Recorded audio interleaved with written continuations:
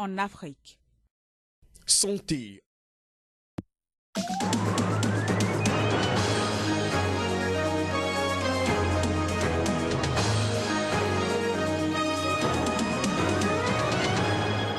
Écho de la Cour pénale internationale, un djihadiste malien présumé plaide coupable de crimes de guerre ce lundi, une première dans l'histoire du tribunal.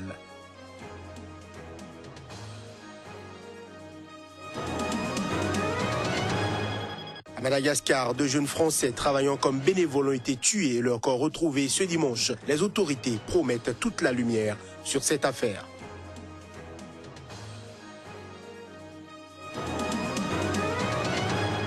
Tout pour la France, c'est le titre du livre à travers lequel Nicolas Sarkozy annonce sa candidature à la primaire de la droite. Il quitte la présidence du parti Les Républicains en vue de reconquérir l'Élysée.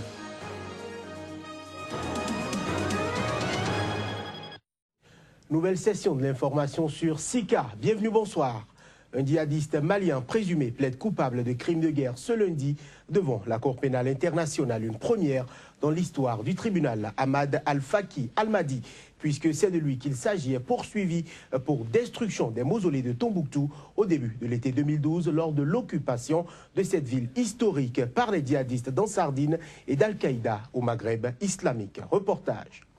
Après la lecture des charges, Ahmad Al-Faki Al-Mahdi, un djihadiste malien présumé, accusé d'avoir ordonné et participé à la destruction des mausolées classés au patrimoine mondial de l'humanité à Tombouctou, a plaidé coupable ce lundi devant la Cour pénale internationale et demandé pardon pour ses actes. Votre honneur, j'ai le regret de dire que tout ce que j'ai entendu jusqu'à présent est véridique et reflète les événements. Je plaide coupable. Malgré ses regrets, un militant des droits de l'homme malien a qualifié ce lundi de blessure profonde la destruction des mausolées de Tombouctou. Le mausolée représente une valeur historique inestimable pour nous, Maliens. C'est notre identité culturelle.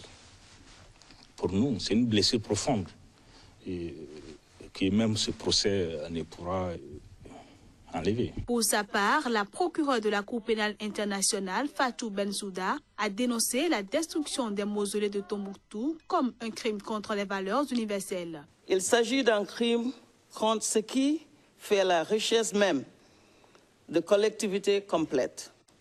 Et par là même, il s'agit d'un crime qui nous appauvrit tout et qui porte atteinte à des valeurs universelles qu'il nous incombe de protéger. Quant au représentant du Mali auprès de la Cour pénale internationale, Sékou Cissé, il a témoigné ce lundi son fort soulagement au moment où se tient le procès d'Ahmad Al-Faki Al-Mahdi. Ce procès nous apporte un fort soulagement en tant que peuple affecté et nous encourage dans nos efforts de renforcement de l'état de droit et de lutte contre l'impunité dans notre pays. Notons que ce procès devrait durer une semaine et l'accusation va demander une peine comprise entre 9 et 11 ans de détention, a affirmé un membre du bureau du procureur. Tournée africaine du secrétaire d'État américain John Kerry, le Kenya étant le premier point d'escale. Il s'est entretenu ce lundi avec le président Uhuru Kenyatta au centre des échanges, la sécurité régionale, notamment la situation précaire au Soudan du Sud voisin. Les images.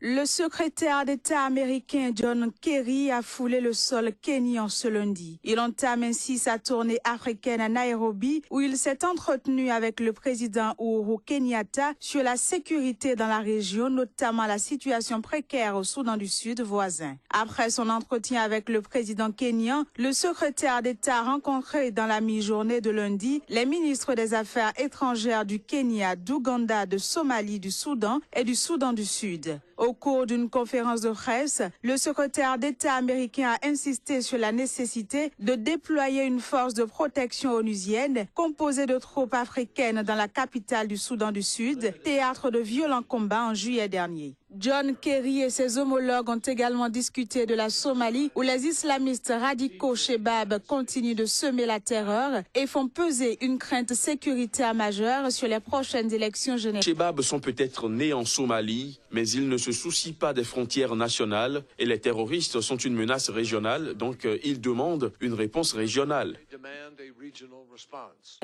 Pour la suite de sa tournée africaine, John Kerry est attendu mardi et mercredi au Nigeria, où il abordera la lutte contre le groupe islamiste Boko Haram.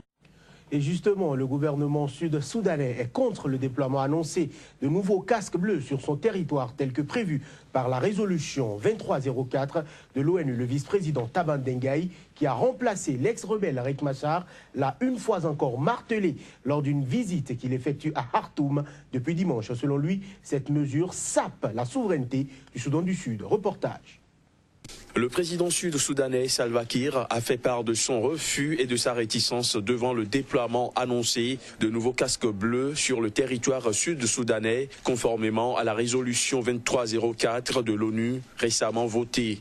Son nouveau vice-président Taban Dengaï l'a ouvertement martelé lors de sa visite officielle, sa toute première qu'il effectue à Khartoum, capitale du Soudan, depuis dimanche.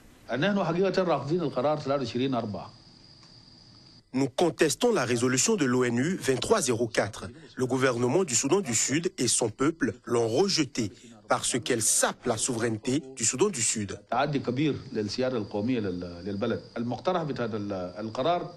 La résolution 2304 propose de prendre en charge la gestion de l'aéroport de Djouba, mais aucun gouvernement ne serait prêt à céder la gestion de ces aéroports à des étrangers.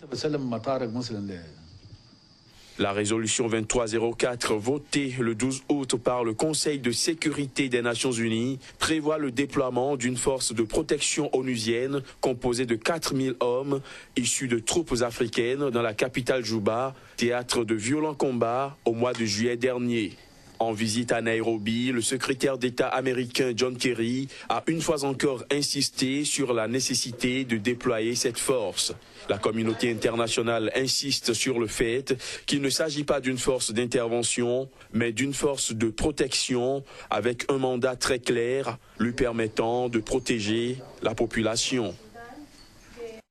Cette édition se poursuit en bref et en images. En Tunisie, le Parlement a annoncé ce lundi la tenue vendredi du vote de confiance au nouveau gouvernement du Premier ministre désigné Youssef Chahed, issu du parti au pouvoir Nida Tounes. Une fois la confiance du Parlement obtenue, le nouveau gouvernement devra notamment redresser une économie tunisienne en crise 5 ans après la révolution, point de départ des printemps arabes. Il sera aussi notamment jugé sur sa capacité à améliorer le quotidien des Tunisiens, sensiblement dégradé du fait d'infrastructures déficientes et d'entretien de l'espace public. En Libye, refus du Parlement d'accorder sa confiance au GNA, le gouvernement d'union nationale.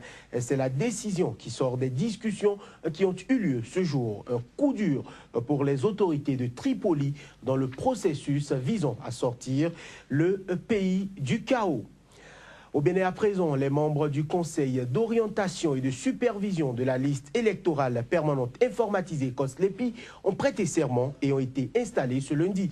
C'était dans l'enceinte de la Cour constitutionnelle en présence des membres de la dite Cour, de représentants et de présidents d'institutions de la République, de représentants de corps diplomatiques et de bien d'autres personnalités. La cérémonie a été présidée par le président de l'institution Théodore Olo en personne. Il intervient ici sur des propos recueillis par Joël Yetondi et Juste dans Rissou. Messieurs les membres du COSLEPI, votre tâche est primordiale car vous êtes au commencement de tout processus électoral dans notre pays. Or, vous le savez tous, disposer d'une liste électorale fiable, c'est déjà réussir dans une large mesure une consultation électorale. Votre responsabilité dans l'organisation satisfaisante des futures consultations référendaires est pleinement engagée.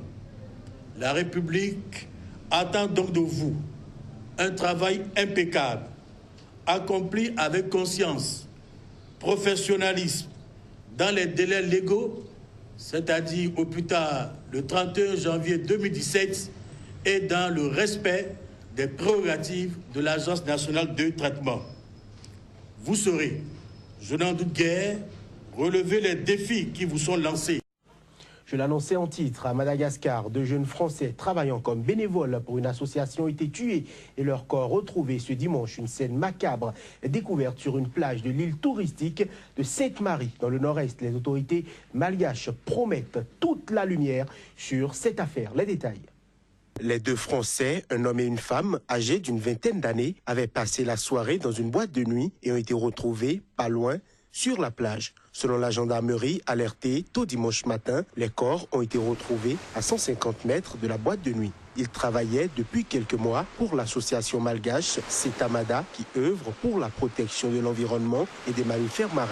Tout le gouvernement condamne cet acte et on vous rassure que toute la lumière sera faite sur cette affaire et que ce n'est pas représentatif des problèmes ici à Madagascar. C'est un acte isolé. Et Madagascar, c'est l'île au trésor, c'est un havre de paix et tout le monde peut venir. Nous avons appris avec émotion le crime odieux qui a coûté la vie à 2 ressortissants français, a écrit dimanche soir le ministère des Affaires étrangères dans un communiqué. Il a ajouté que les autorités françaises étaient en contact avec les familles des victimes et qu'une enquête était en cours à Madagascar, sans plus de précision. Cette île, réputée pour sa nature préservée et ses rassemblements de baleines à bosse, est située au large des rivages nord-est de Madagascar, dans l'océan Indien. Des éco-bénévoles français viennent chaque année à Madagascar pour travailler en tant que guides touristiques ou scientifiques. Ils animent notamment des sorties en mer et les observations de baleines. Selon le maire de Sainte-Marie, c'est la première fois que des ressortissants français sont retrouvés morts sur cette île dans ces circonstances.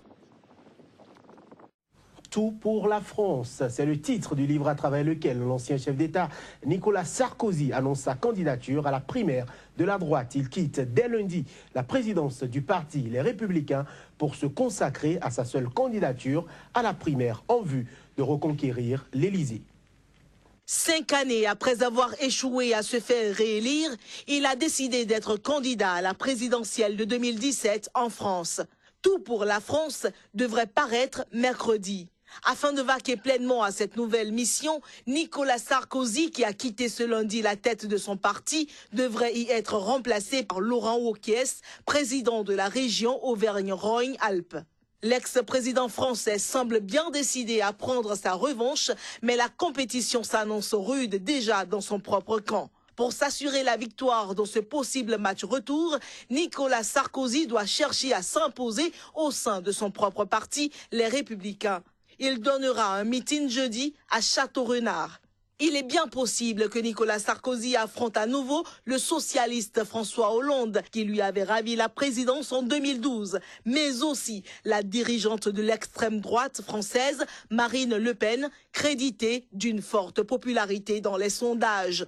Du côté de l'actuel président Hollande, pas encore de signal officiel. Bien qu'il souffre d'une impopularité record, faute d'autres prétendants assembleurs dans son camp, il pourrait bien porter à nouveau les couleurs socialistes en 2017.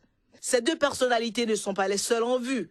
12 autres prétendants souhaitent participer à cette première primaire de la droite prévue les 20 et 27 novembre prochains. Alain Juppé est donné favori devant Nicolas Sarkozy. Ce sera tout pour cette édition. Merci de nous avoir suivis. Merci de rester fidèles à Sika. Très bonne nuit à chacun et à tous.